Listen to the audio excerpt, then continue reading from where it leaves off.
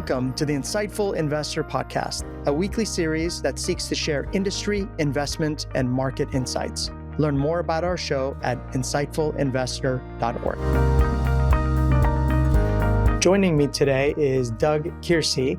Doug is CEO and president of Dermody Properties, which has developed and acquired industrial logistics assets with an aggregate value in excess of $8 billion since its founding all the way back in 1960. Doug joined Dermody in 2011 and has over 35 years of experience in logistics properties.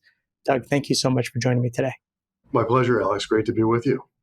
Well, Doug, you've been investing in the industrial sector for over 40 years now. What would you say originally attracted you to this sector? Well, I was a product of a real estate family, and so that was the dinner table talk originally. And when I graduated from Oregon State University, I wandered into the offices of Cushman and Wakefield and talked my way into a role as a junior broker. Another gentleman came in and at about the same time and about the same age, and the manager, judging this other gentleman to be a little more talented than me, sent him off to the office market and sent me out to the dusty streets of Portland's industrial districts. And so that's where I got my start, cold calling in 1983. It's been a long road since then. I spent 11 years there, and then one day got a phone call from the good folks at Prologis, and I pioneered their offices in the Pacific Northwest, including Seattle. And then in 1999, they asked me if I'd move my family to Chicago and handle the Chicago office. And then ultimately that became the central region of Prologis.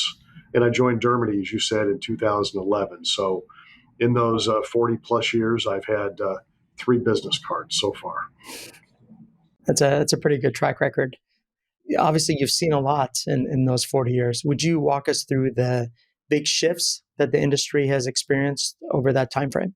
The biggest shifts is the sophistication of our customers. And for your listeners, I use the term customer instead of tenant. So you'll hear me talk about customers, but our customers have become much, much more sophisticated in how they've optimized their supply chains. They now have sophisticated programs and algorithms that they are using to determine exactly where these buildings should be located. And so that's a huge change. We are but a small part, rent is but a small part of their total cost of their supply chain, something like less than 10%. So with transportation, inventory, and labor being the major cost drivers, they're generally doing their studies internally, and then they're coming to us and saying, we think we need to be here to optimize this particular operation. So that's a major shift over the past 40 years. And of course, the buildings have changed significantly. In the past, a 20-foot clear height building would have been considered to be a Class A building. And now for buildings over 500,000 square feet, that needs to be 40-foot clear. So the sophistication of the material handling equipment is another major change that has been changing our marketplace and continues to do so. I suppose moving up is just natural, right? If you can operate with space above you, in some ways it's free real estate. That's right. And of course, the cost to run the material handling equipment and design it and so on, there is an increment, there is a marginal cost of moving up, but many companies who have become quite sophisticated have indicated that that's a positive trade-off for them. And so as a provider of the brick and mortar, of course, we want to supply what our customers want. Well, Dermody started in 1960, so you've been around for a long time. Would you tell us about the different stages that the company has experienced since its inception? I can tell you that I was not here when the company started. It was started by John Dermody, who had relocated his family from the Bay Area to Reno, Nevada after World War II, and had procured for himself the Philco television license, if you will, to sell in the Reno market. And of course, after World War II, a lot of appliances and a lot of televisions were sold. In 1960, he decided to sell his appliance business, but kept the warehouse and became a landlord. And from there, he grew the company into an acquirer and ultimately a developer of warehouse space, mostly in Nevada. And then when Michael Dermody, our current executive chairman, joined the firm in 1976, he led a push into other U.S. logistics real estate markets, mostly because of the customer relationships that he had engendered. And customers said, can you help us in Pennsylvania? Can you help us in Indianapolis? Can you help us in Atlanta? And so the second phase then was really Michael bringing in institutional capital. In 1990, we were partners with CalPERS, which rolled into a partnership with Lazard Ferrer and then ultimately a partnership with CalSTRS.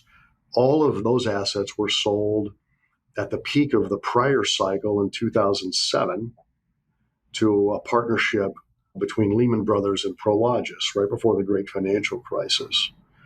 After the GFC, then we embarked on a series of individual joint ventures around the country with a handful of institutions. But the big shift came in 2016 when we took the leap from kind of owner, operator, developer into the investment management world with the formation of Dermody Properties Industrial Fund 1.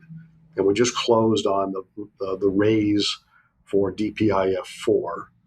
And the strategy of our flagship funds has remained the same. They're value add funds, closed in, commingled. And the strategy has been to both acquire and develop on the value add scale, and to do it in a manner that separates us from a lot of our competitors, mostly due to our locational preferences. So there's 64 years in about a minute and a half. I'm curious if there was a vision of what we're experiencing today with the boom in logistics many, many years ago, or was it more that the market just took the firm there? That's a great question. I think if you're speaking about the e-commerce revolution, I believe that we started to become cognizant of that sort of in the 2005 range, and there were some nascent signals that firms were finding a way to be directly B2C rather than B2B.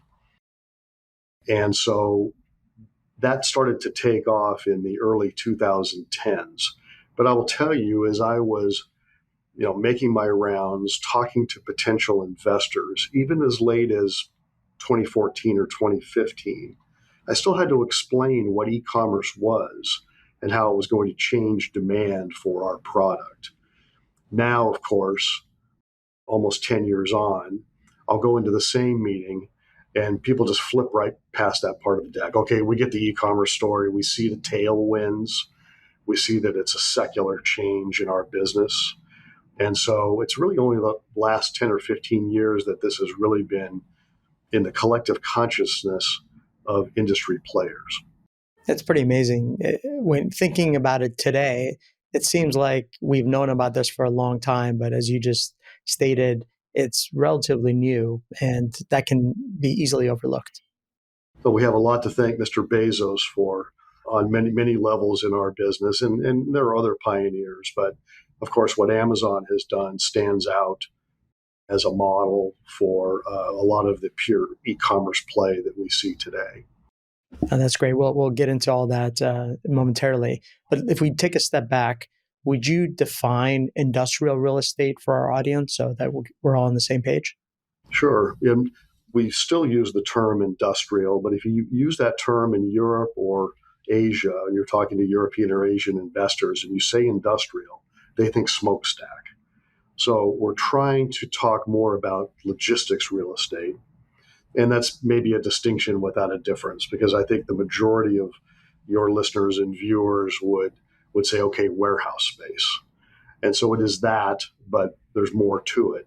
We're trying to take an old-fashioned term and narrow it down to today's modern logistics facilities that have the sorts of features that I described to you earlier, plus newer features like being solar ready on the roof structure, being EV ready for the electric vehicle transformation that we're in the nascent stages of. So it's really trying to take what is a much broader term and make it a little more narrow. For context, depending on whose numbers you believe, CBRE or JLL or some of the other large firms, in the US, there's about 17 or 18 billion square feet of industrial space. I would suggest to you that probably half of that is what you and I would consider to be in the competitive set. Okay. And then would you just define logistics more precisely? That's what we're going to be talking about. And also why it's Dermody's core focus. Sure. Well, of course, logistics describes the movement of goods through the supply chain, starting at, where it is that they're manufactured and then shipped and stored and then ultimately transported to their final destination, whether that's a business or a consumer. But again, I would define modern logistics space as having the qualities that we talked about, which is the appropriate clear height, the appropriate off-building trailer parking capacity, loading capacity, et cetera. And that has changed over the last few years to the extent that it's made a lot of buildings that are perhaps only 15 or 20 years old prematurely obsolete because they don't have these qualities. So the definition keeps changing, and it's our job to stay ahead of those changes. Why focus on this segment? It seems like as a real estate investor and developer, it's a pretty narrow sector. And is it overly risky to focus on that sector? Or how do you think about just that whole side of the equation? If you look at the universe of institutional real estate in the United States, people talk about the four main food groups: office, retail, multifamily, and industrial. So you have enough scale in our business to have liquidity. And of course, you have to have liquidity to be able to monetize the gains that we hope to earn. And so we definitely meet that standard. But of those four main food groups, and you would ask, well, what's attractive about U.S. logistics real estate? And of course, we have these secular tailwinds that we just described. But we also have some headwinds for large investors who want to have exposure to the space. They're generally underweight U.S. logistics real estate assets. And the reason for that is these buildings are, for the most part, 25 and 50 and maybe $75 million sorts of bite-sized investments. Some are larger. But it's not as if you can stroll into Midtown Manhattan and buy $1 billion building. You can't do that in the industrial space. So what we find is, and our strategy has been, to aggregate these bespoke portfolios that we know that the universe of large investors will want to have access to, but they can't do it because they're not set up to do these little bites. So when we give them $1 billion or $2 billion worth of a portfolio, well leased to great tenants, then we find that there's a lot of interest for that. So from an investor's perspective, hard to get scale in industrial. From our perspective and our investors' perspective, we're the ones providing that scale and that quality. Right. And you're doing it in a sector that has pretty material tailwinds, particularly in contrast to some of the other sectors that you described, particularly office and retail. And much lower volatility in terms of NOI and in terms of vacancy. At the very low point of the great financial crisis in that cycle, call it 2009, 2010 for the real estate part of it, national occupancies in the U.S. were still in the high 80s. It had really been the first time in recorded history that U.S. logistic real estate had dropped below 90% occupancy levels. And of course, now at the COVID peak, if you will, or just following COVID, national occupancies were in the high 90s. So we're not a sector that tends to have a tremendous amount of volatility, and investors like that. And do you believe that the reason that's the case is because there's just a persistent shortage of supply relative to the growing demand? Well, at the current time, supply has recovered. There was of course, during the go-go days of the pandemic, everyone was leasing everything they could build as fast as they could deliver it.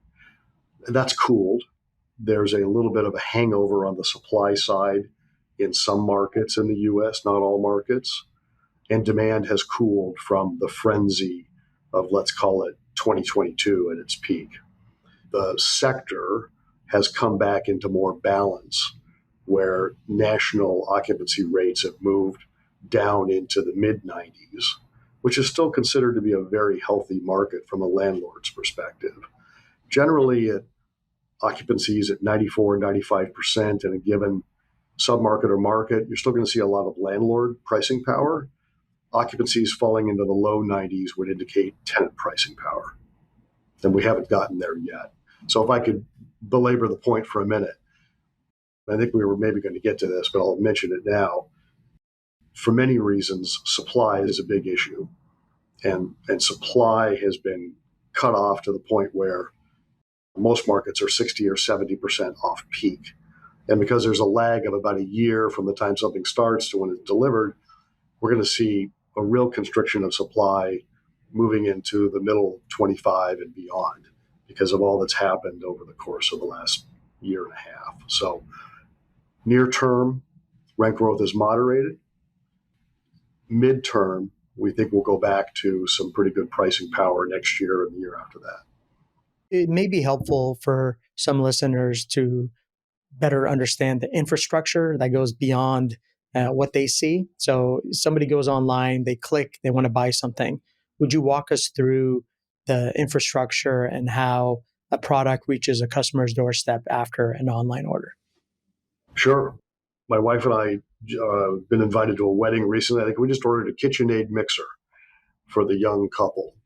And I'm not exactly sure where those are manufactured, but let's for the minute assume they're manufactured somewhere in Asia.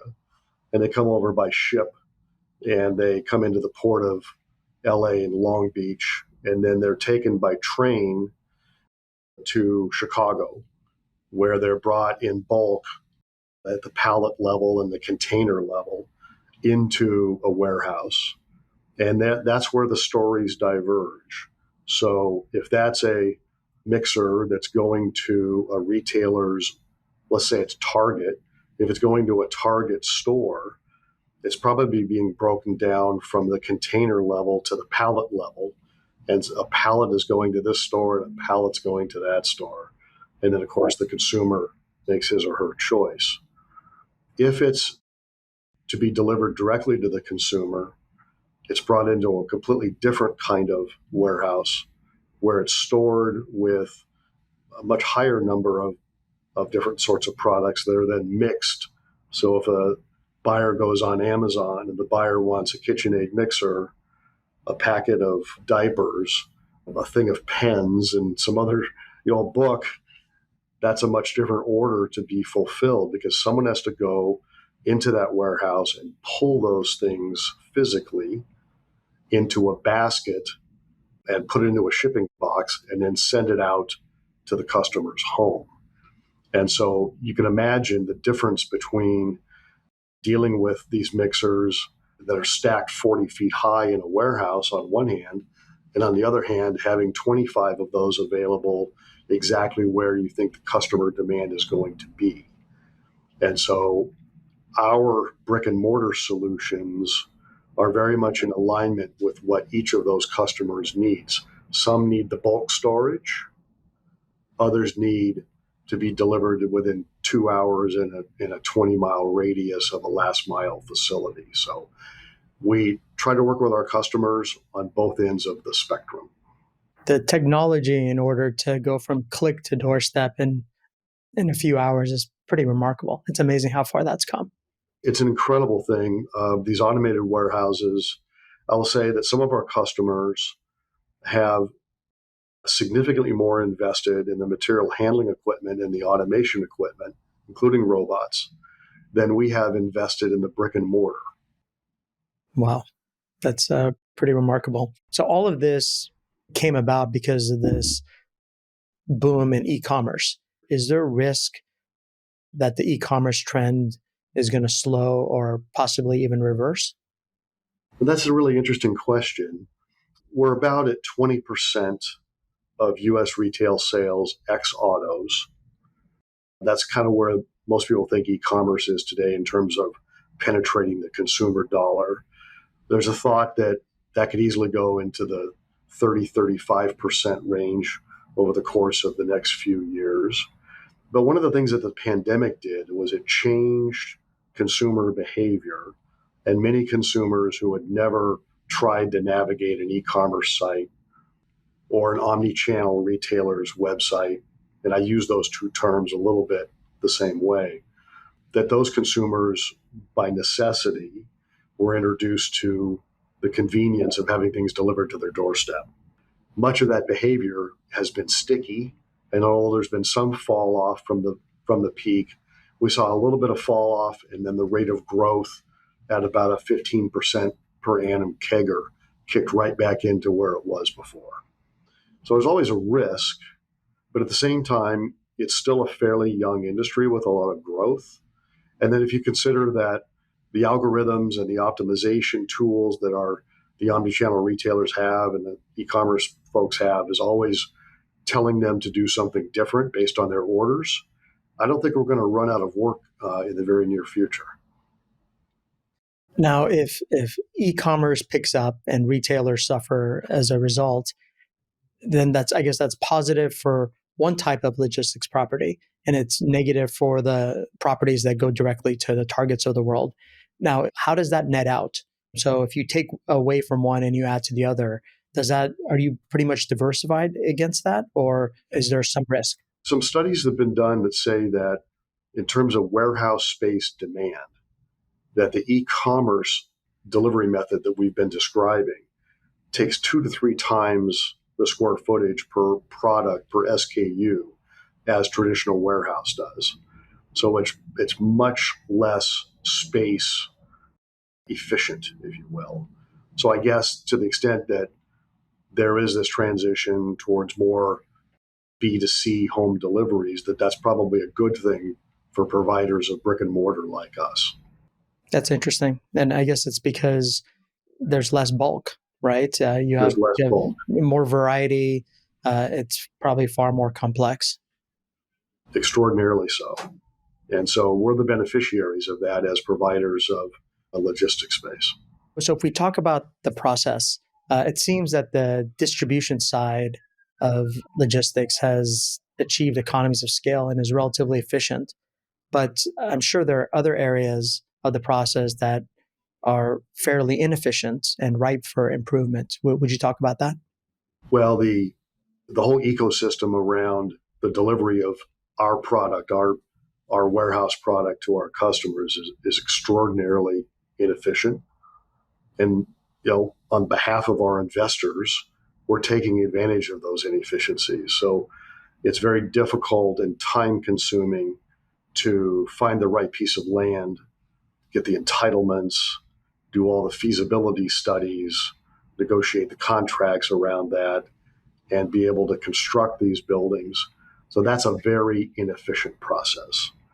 And I don't see that changing. And from a pricing perspective, we're taking advantage of our local relationships with the ecosystem around brokerage firms, land sellers, some corporate sellers, a lot of private sellers of land. So that whole land process is time consuming, it's expensive, and it's a high barrier for competitors to try to come in and replicate. So we like that. We like high barriers, and we like taking advantage of those inefficiencies. The building of the buildings from a vertical basis, once you have your infrastructure work done, is fairly straightforward. And although we like to think our buildings are of the nicer variety, most of these buildings have very similar qualities to them. So the real difference maker is where they are. And we know that our customers want to be close to their customers. And it's fairly easy to articulate that strategy, but it's quite difficult to execute it because of the very high barriers that I just spoke about. I've heard that another inefficient part of the process are returns. somebody buys something, that's become relatively efficient. But when they want to return, that's relatively inefficient. It's extraordinarily inefficient. I think the statistics I've seen that if you go to Nordstrom and you buy something from Nordstrom, the return rate is in the high single digits, which actually seems a little high to me, but that's what I've read about general merchandise retailers. For e-commerce, it could be as high as 25 to 40%, depending on the product. And that's an extraordinarily high rate. And it suggests that the reverse logistics market is going to explode in a positive way because there should be a lot of demand for that. But some of our customers would rather just let you keep whatever it is that you bought, even if it's wrong, even if they refund you, than to try to handle it a second time because it just isn't worth it for them. So we see a lot of that as well. They want to handle it once. No one is set up that I know of to efficiently handle the quantity of returns. And it's a very, very much an opportunity for firms to bring some order to that chaos by creating new processes which don't yet exist. And I'll tell you the other thing that you didn't ask me about. What are we going to do with all this cardboard in our lives? Right? So we have this influx of cardboard coming in. It's all brand new packaging. And I know that all of us probably recycle, but can someone please come up with an idea about how to reuse this packaging material? Because it just seems wasteful to me as a consumer that every week I put out this stack of brand new cardboard into the recycle bin. So if someone's looking for a way to become the next billionaire, I would solve that consumer problem in a manner that respects the environment, meets the needs of the consumer and the needs of the shipping people. How's that for a speech?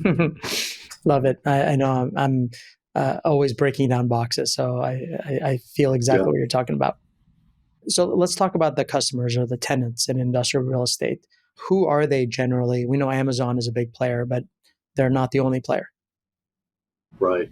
So whoever's listening to this, if you just look around the room you're sitting in, everything that you see, touch, and have in that room came out of a warehouse, from the paint to the floor covering to the clothes that you wear. And so it's a very fragmented and broad industry. It's, of course, we've belabored the e-commerce a little bit. And Amazon, I believe, is about 10% of, well, it's about 10% of the competitive base in the US, probably closer to 5% if you take the big picture of all industrial assets. So obviously they're a massive customer and the largest customer by far. In fact, there was a point a couple of years ago where it was thought that Amazon as a single company was responsible for about 25% of all of that year's absorption of new logistics space in the US. But setting that aside for a second, food and beverage, consumer durables, think washing machines, consumer non-durables, think Pampers. And then we have this entire grouping of what are called third-party logistics providers who on a contract basis are working with much smaller firms, aggregating their product, providing labor, warehousing, and transportation solutions for their customers. So the 3PL segment, taken as a whole, is one of our largest customer segments as well. That's very diverse. How does rent growth for the industrial sector, the logistics sector, compare to rent growth in some of the other property sectors like office and retail, which we know have been struggling? Right. Long time ago, we used to think of rent growth as being sort of at the rate of inflation, roughly 3% year over year, or roughly at the rate of the growth of GDP. So again, 2.5 or 3% a year. And then e-commerce came along, and then COVID came along and turbocharged everything. Rent growth in some markets exploded during the pandemic years. I'm talking about rents doubling every 18 months, which is obviously not sustainable. We're thinking about national US rent growth now as sustainably in the mid single digits. and then locally higher than that, and then in the submarkets that we try to pick, perhaps even into the high single digits. But I think the near term era of double digit rent growth is taking a pause, as you would suggest that it would, just not to be sustainable. But it's still very positive right now. It's just slowed down a bit off of a very high peak. And that's clearly much better than other sectors like retail and office. Yes, I'm thankful every day that the manager chose me for industrial and not for office. I'm no expert. I do know that assets will find a value. There'll be a mark to market, and then the recovery will start. I just couldn't tell you when that is. But in the meantime, gets back to my point about the appetite for institutional investors. And they really want logistics, and they're still, I think, bullish on multi and everything else to them.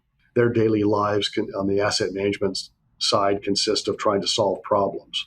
So we come in, we have great credit profile with our customers. So the quality of the NOI is very high, and it gets a lot of attention from that group. What's the balance between property acquisition and development in your investment strategy? So we want to invest where we're going to create value for our investors.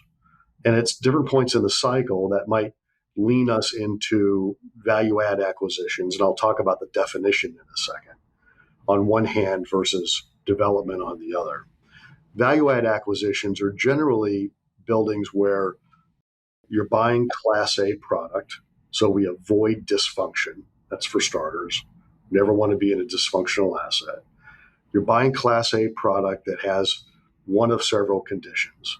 Either has near-term vacancy roll, so leases might be 1 or 2 or 3 years left on a lease, so you're taking a little bit of renewal risk. It might have existing vacancy, taking vacancy risk from the beginning, and it might need some capital to kind of spruce it up a little bit. So where we find those opportunities in markets and submarkets that we're bullish on, and where we can acquire those below replacement cost, that's attractive. That part of the cycle, really wasn't with us for a lot of the last 5 or 7 years. Our risk-adjusted returns were much better on development. However, during the period of Fed rate hiking that looks like it's about to come to an end, but we're 30 months into the process now. We did see some opportunities to acquire below replacement cost, and so we jumped at that. So whereas our prior fund was probably 80% development weight, this current fund might be closer to 65 or 70% weighted towards development. One of the nice things about being a manager like us is you have the ability to do both and do the right thing for the investors at the right point in the cycle. So some firms, all they can do is development. Other firms, all they can do is acquisition. And so when all you have is a hammer, everything looks like a nail, right? We're much more agile in the marketplace because of our equity structure. Would you describe the current market environment for industrial real estate and your long-term outlook? Sure. Well, obviously, we're bullish on the long term because of the secular tailwinds and because we think our brand is growing, and that's allowing us to see ever increasing quality opportunities come our way. So that's sort of Dermody centric. But in the bigger picture, demand for our product will remain robust. Our customers, rather than looking to the exurbs, are looking inward. And so we're responding to that demand by also looking inward. And a good deal of our development is actually redevelopment.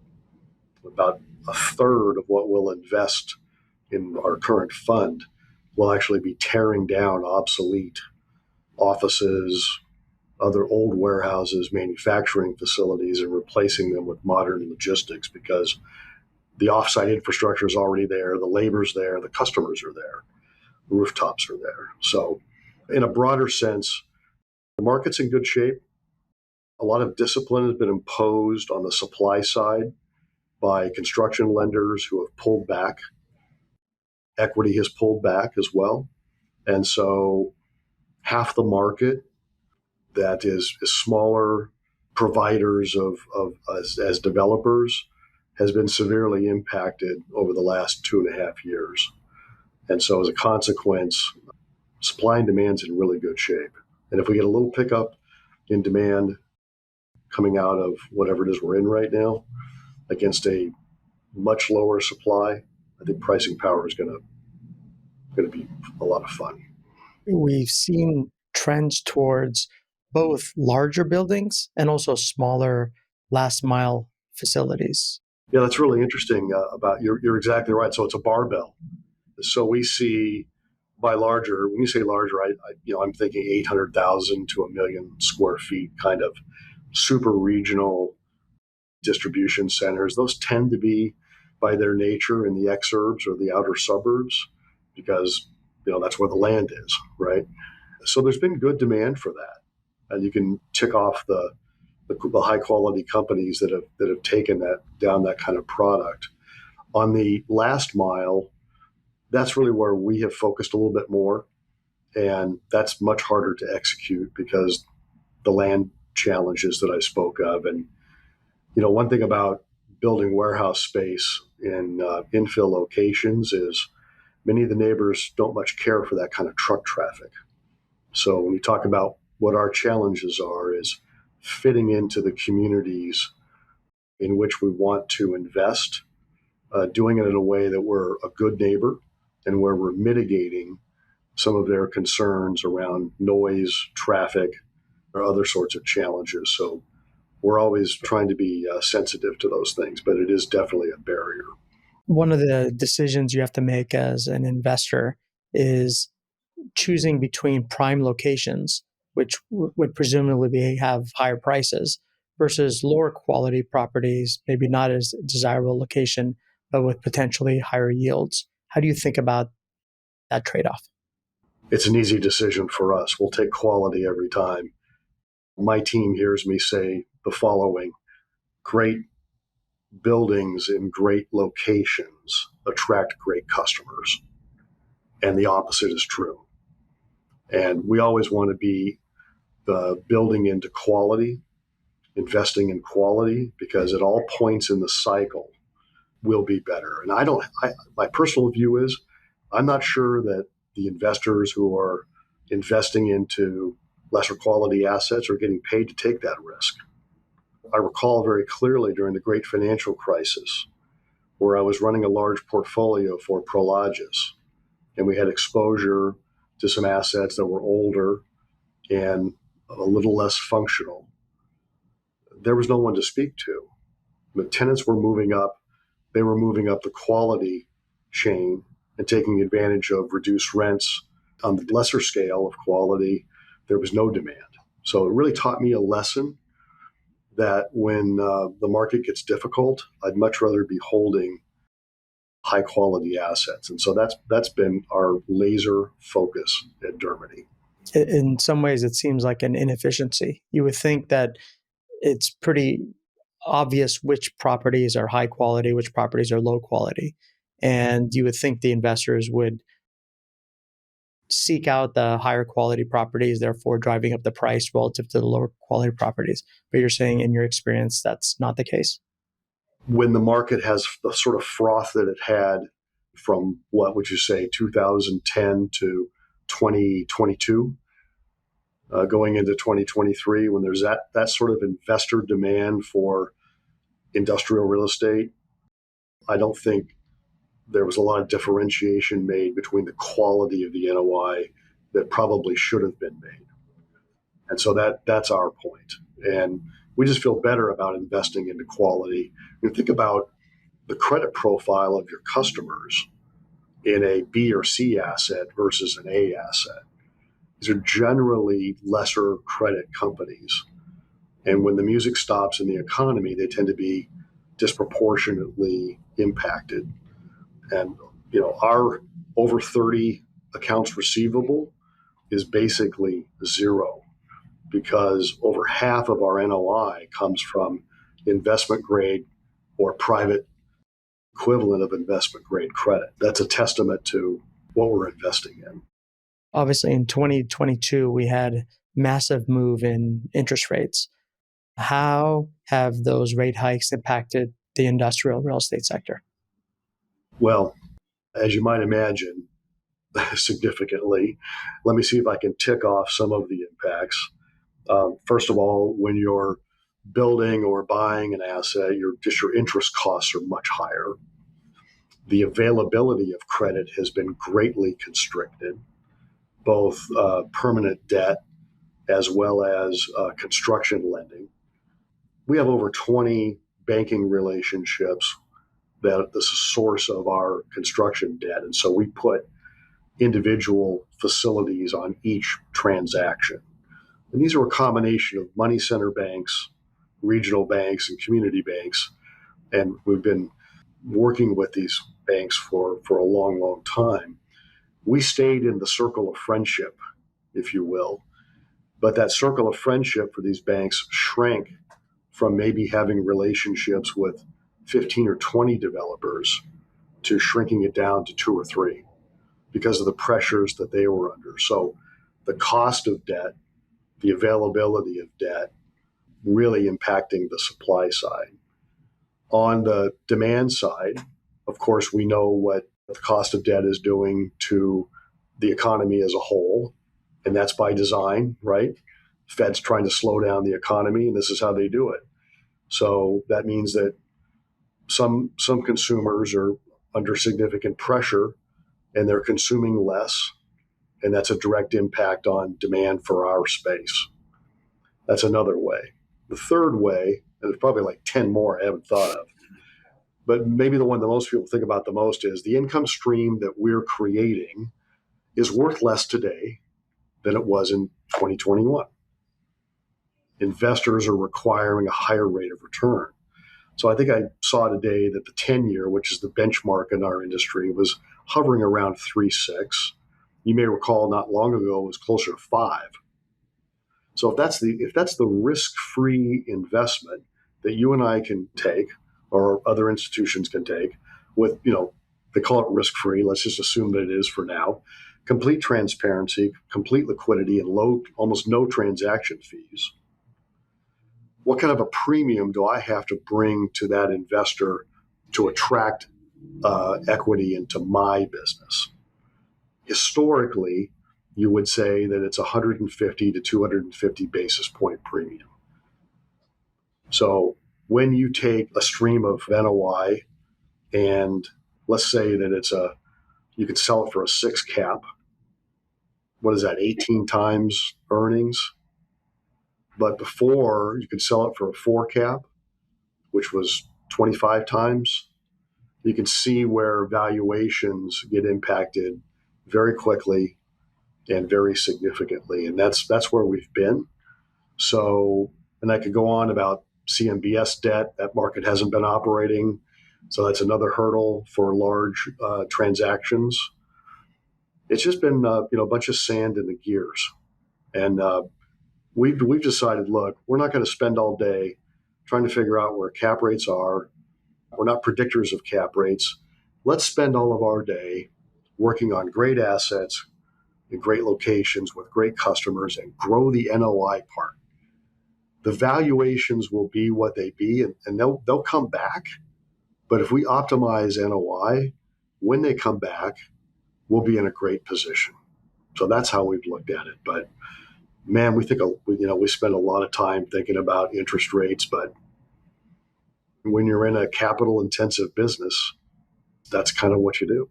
The example that you just gave of the regional banks having, 18 to 20 relationships and cutting it down to just a handful is, I guess, another example of why quality works.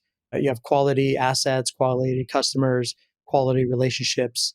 And when that environment becomes much more challenged, there's a flight to quality. And so that's one way you're able to survive those storms is by maintaining those banking relationships to help fund future projects.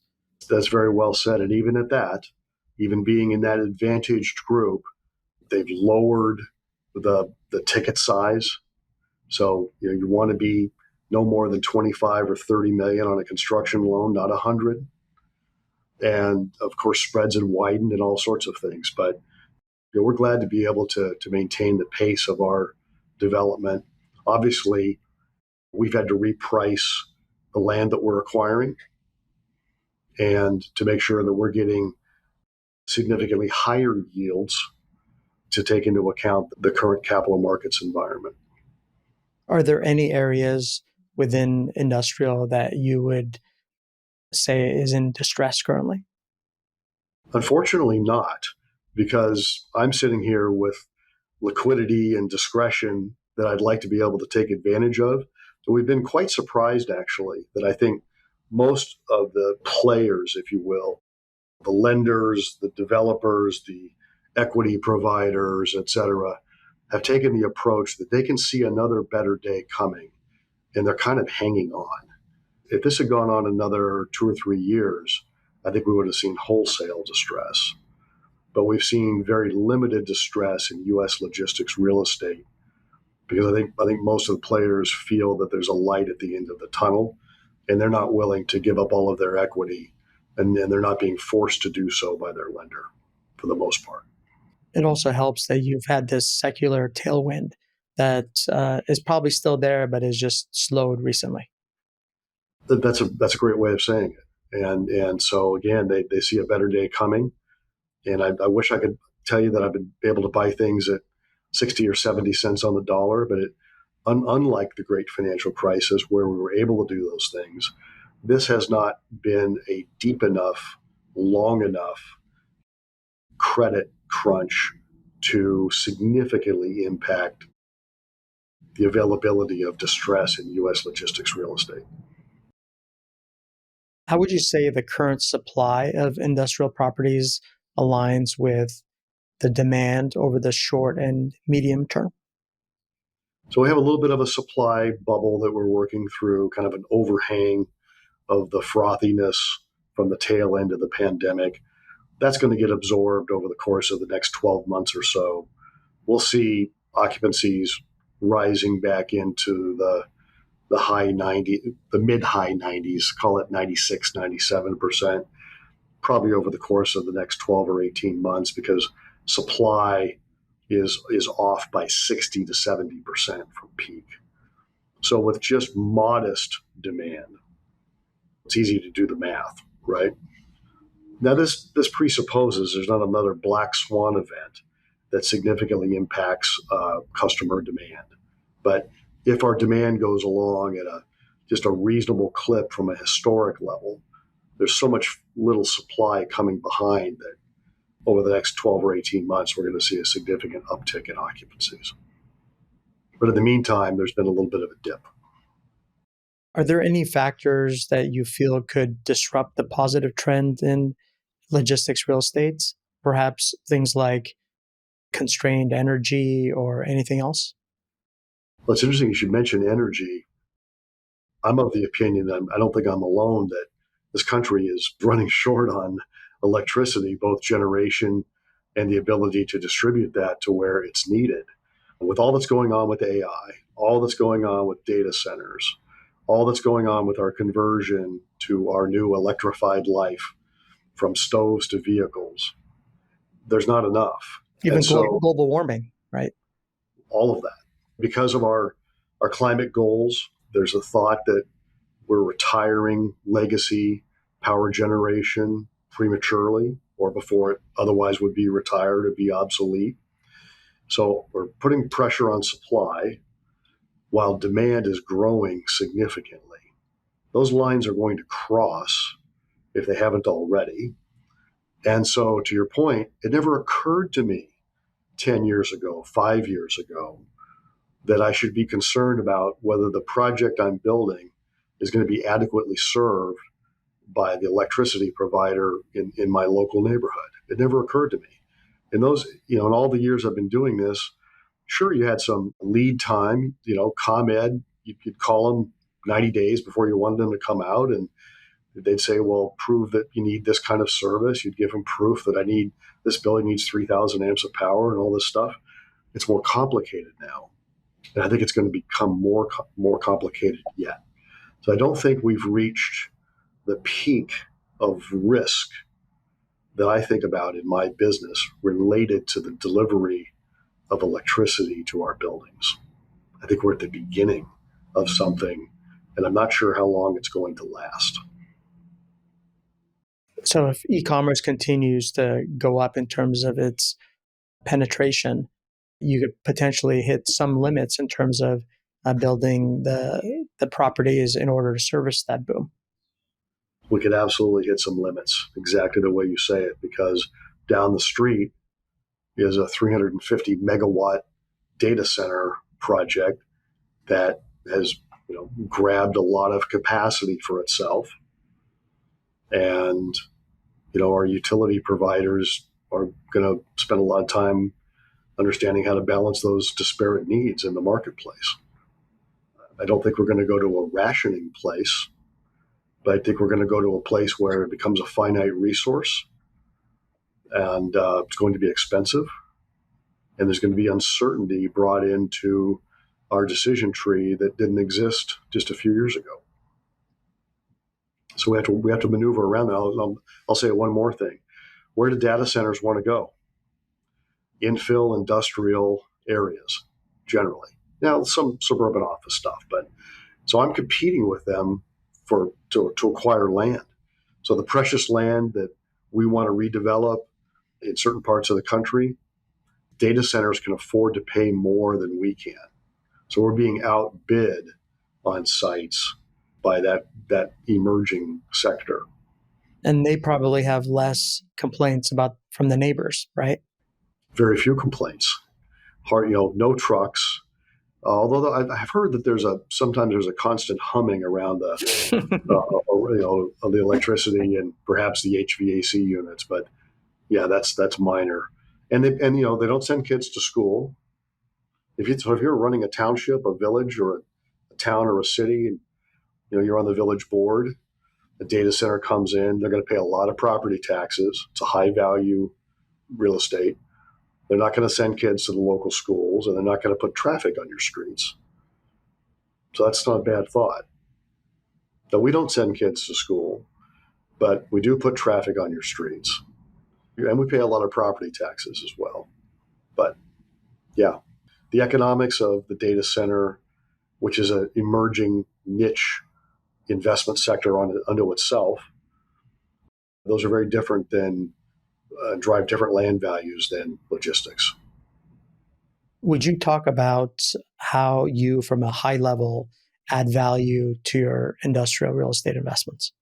Most of the value is added at the front end. It's the choosing of where to invest and the execution on that strategy. And so the team is tired of me talking about this metaphor about hunting for truffles in the forest.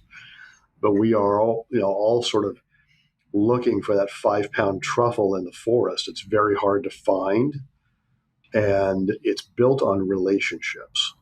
So our deal team, working out of 9 offices, is generally headed by someone who's 25 or 30 years in their specific market, 25 or 30 years of broker relationships with municipal officials, directly with sellers and directly with tenants.